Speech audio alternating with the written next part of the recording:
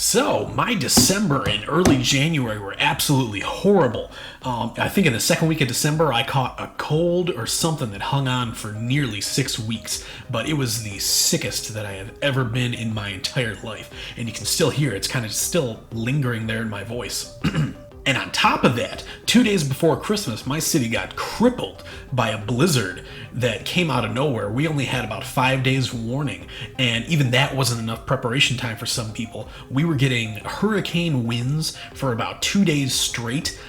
People lost power for 3 to 4 days. Some people were stranded out in their cars for 2 to 3 days. And I think the death toll was close to 50 people. It was a really, really bad Christmas in 2022. Luckily, I was safe and stocked up and didn't leave the house for 6 days while everything got dug out. And in the meantime, I was picking up some 4Ks and Blu-rays here. So, might as well just dig through what I got and randomly pick from these 4 piles and show off what I picked up. So first, let's start off with Dr. Jekyll and Mr. Hyde from the Warner Archive collection. This Blu-ray came out, I think, in October of last year, and honestly, it is a great, great restoration. And this is one of my favorite Dr. Jekyll and Mr. Hyde adaptations, along with the 1922 one with John Barrymore, along with The Strange Case of Dr. Jekyll and Mrs. Osborne.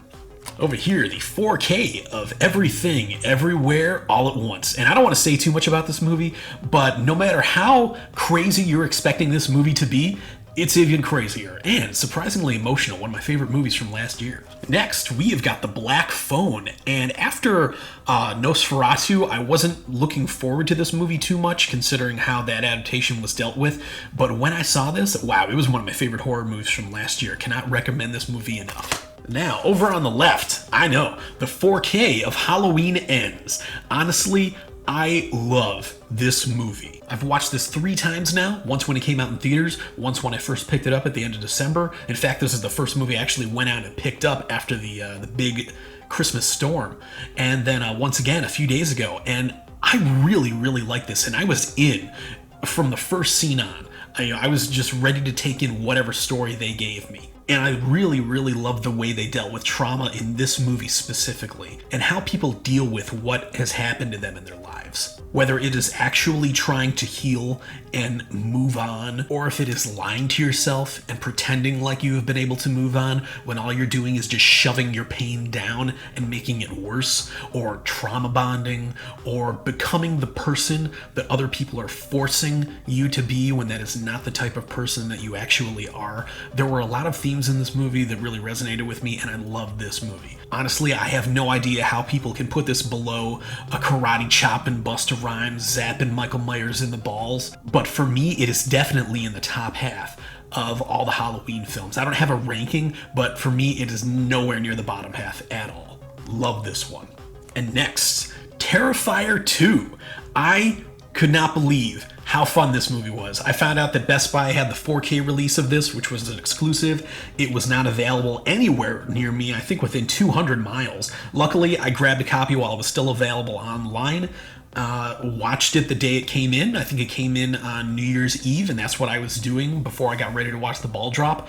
And wow, I had so much fun with this movie. I went into it not knowing that it was 2 hours and 20 minutes long, but the story was great, the characters were fleshed out, the gore was insane. I think it was Mike Flanagan who described it as being an ultra slasher, and that could not describe this movie any better. I cannot wait for Terrifier 3, and honestly, I cannot wait to show this one to some of my friends.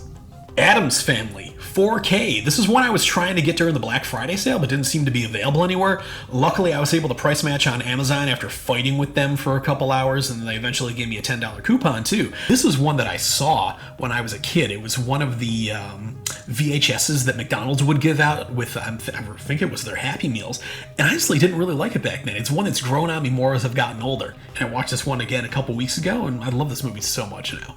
Beavis and Butthead Do America, the 25th anniversary one. You know, even now in my early 30s, I still love Beavis and Butthead, especially this movie. Beavis and Butthead Do the Universe was great, and it was a great lead into the new series, which I also loved. Not as good as this one, though. Here we go, some Vinegar Syndrome. Hobgoblins.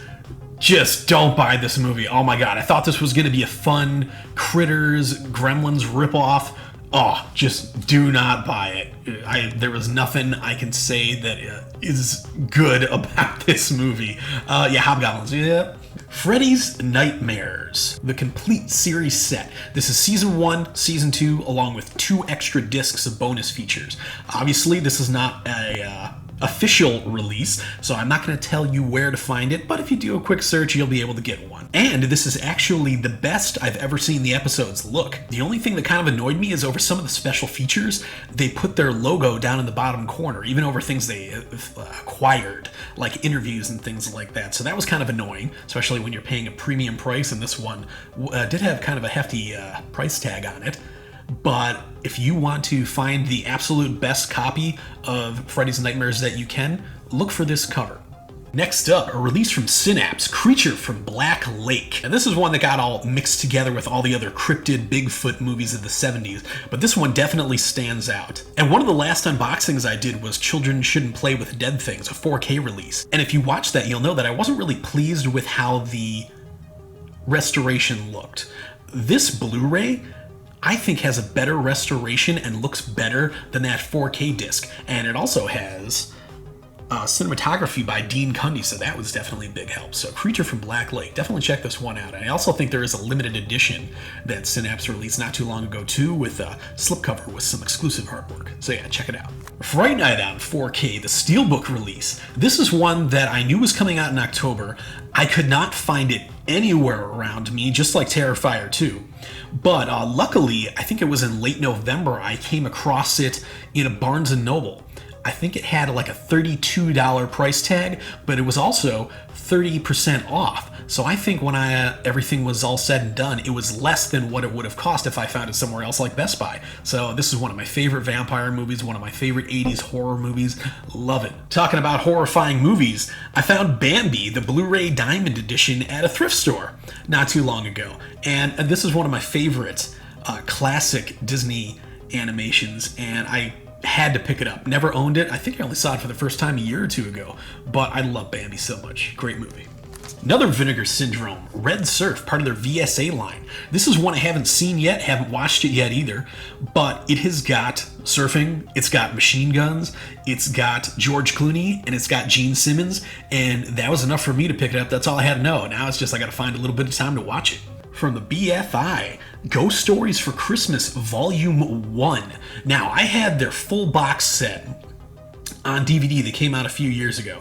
This one has one thing, amazing restorations, but they're only of the first 4 shorts that were released in their Ghost Story for Christmas cycle. But I already took a look at this a couple days after Christmas, and it is night and day. So luckily there is one that I have not seen yet. I think it's Stalls of the Barchester.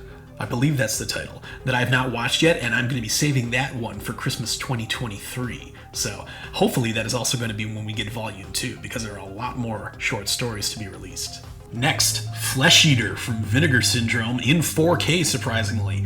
And if you're not familiar with the movie, Bill Hinsman, who played the cemetery zombie at the opening of Night of the Living Dead, he reprises his role here, almost. He plays another zombie, and he also directed the film. And it is basically what you think it is. It's a very low-budget zombie film with a little bit of Pittsburgh charm. Definitely one worth picking up. Now, Deep Blood from Severin. I love sharksploitation films, I love Italian horror films, and I've never seen this one. So this is one of their things that they had on sale, wanted to check it out, haven't seen it, haven't watched it, so let me know if this one was a mistake or if it was actually worth picking up. Here we go, another Visual Vengeance release, Heartland of Darkness from the early 90s, and it is a lost Linnea Quigley movie. They worked their magic again and saved this movie from obscurity, and as always, Visual Vengeance always stacks these releases. You've got the slipcase, you've got new artwork on the case itself, on the inside, you've got some extra goodies. Whoop, what just fell out? They included a Heartland of Darkness prayer cloth. They included all these extra stickers so you can pretend like it is like an old video store rental and stick the stickers on the case. They've got this mini fold-out poster featuring Linnea and a mini booklet with some writings on the film. Over on the right, this is another dollar store pickup, Satanic Panic, and this is, I think, the Walmart censored version. They didn't want to say satanic on the cover, but on the actual Blu-ray case, there you go, Satanic Panic from the writer of my best friend's exorcism. Best Buy was doing a sale on some 4K Scream Factory releases. One of them was The Howling. I didn't even own this on Blu-ray, so it was an easy pickup because it was only $13 or $14. Same thing with Alligator. One of these was more expensive than the other one by $1. So this was maybe $13, $14, $15. They were all somewhere within there. But I've never seen Alligator, not even on VHS. And this was one that I wanted to see for years, so had to pick this up when I saw how cheap it was. Next up, Midnight from John Russo, another Severin release, and this one includes the exclusive slipcase. You get the case art right there. Another Pittsburgh low-budget Romero Company production, and probably John Russo's best movie. I wanted it for years, and here it is. And here's my last pickup that I got from Vinegar Syndrome. The Texas Chainsaw Massacre 2, my absolute favorite Texas Chainsaw movie and one of my favorite 80s slasher movies. I love batshit insane sequels, and this is probably one of the end-all be-all ones along with Evil Dead 2. I love it, especially, this is the 4K release, the Buzz's backside, and the Breakfast Club side. Love that they included that too, along with the slipcase. I think this is the last Severin. No, I got two more Severin releases here. Nosferatu in Venice. This is one I've actually been waiting to be released on Blu-ray for a while, but I forgot to pick it up during their last sale, so finally picked it up during this sale. David Lynch's Lost Highway on 4K. David Lynch 4K Barnes & Noble Criterion sale. I don't need to say anymore. I'm sure you know about this one. Another dollar store pickup. Puppet Master, The Littlest Reich, and honestly, this is probably my favorite Puppet Master movie. So I was more than happy to pay $1.25 for it, especially the Blu-ray. Another Wolf Cop, the second Wolf Cop movie. Once again, $1.25 dollar store pickup. Nice. From Eureka, we have got The Hunchback of Notre Dame from 1923 with Lon Chaney. Probably the best adaptation of The Hunchback of Notre Dame, or Notre Dame de Paris, depending on what you want to call it. But this one has got the slipcase with great retro art. Same thing on the case itself. Couldn't be happier with this release. It is a bit sad, though, that the only surviving elements were from a 16mm print when it was shot on 35mm, and from what I know, that was also cut by 20 minutes. There are rumors that there is a full 35mm print somewhere in Russia, but I doubt we're going to be getting that anytime soon. So for right now, this is the best you're ever going to see this movie. Here we go, Four Flies on Gray Velvet, the surprise Black Friday release from Severin. Not my favorite Dario Argento movie by far. In fact, I would probably put it more towards the lower half of his films, especially his earlier great films, but it was still one definitely worthy of being on 4K, especially since I don't even think that we ever got a Blu-ray release of this. Down to the last four now. Night of the Living Dead 4K, Criterion sale at Barnes & Noble. Had to get it, even though I already have the Blu-ray, and apparently this is just a very, very slight uptick in quality. Hardly noticeable, but still, I wanted to have this movie in the best quality that I could.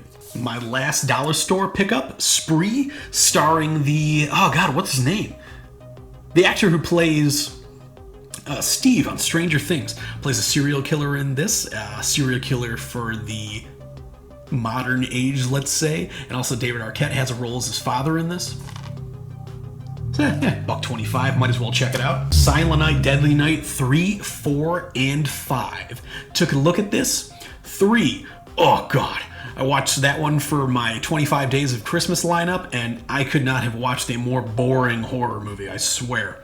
4, that one was wild. I don't know if I'll ever watch it for Christmas again. Maybe just, a random horror movie if I want a crazy body horror movie. But that one, it was a pretty good time. And ran out of time. Didn't have time to watch part 5, but I will save that for Christmas 2023. And also, for only, I think this was, $12 or $13 for all 3 movies?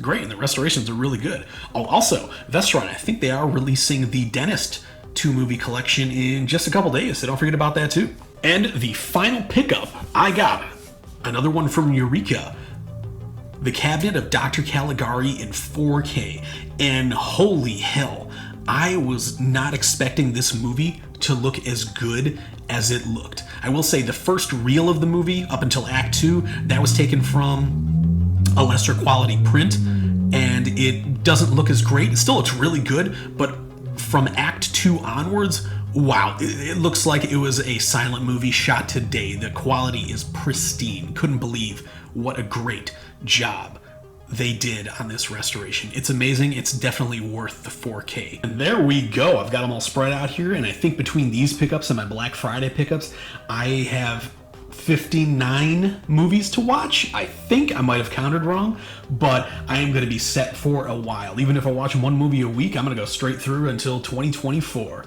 So that is going to wrap up my haul video today. Hope you enjoyed. If you have any questions about any of these releases, be sure to ask them down in the comments below, because I will do my best to try and answer them for you.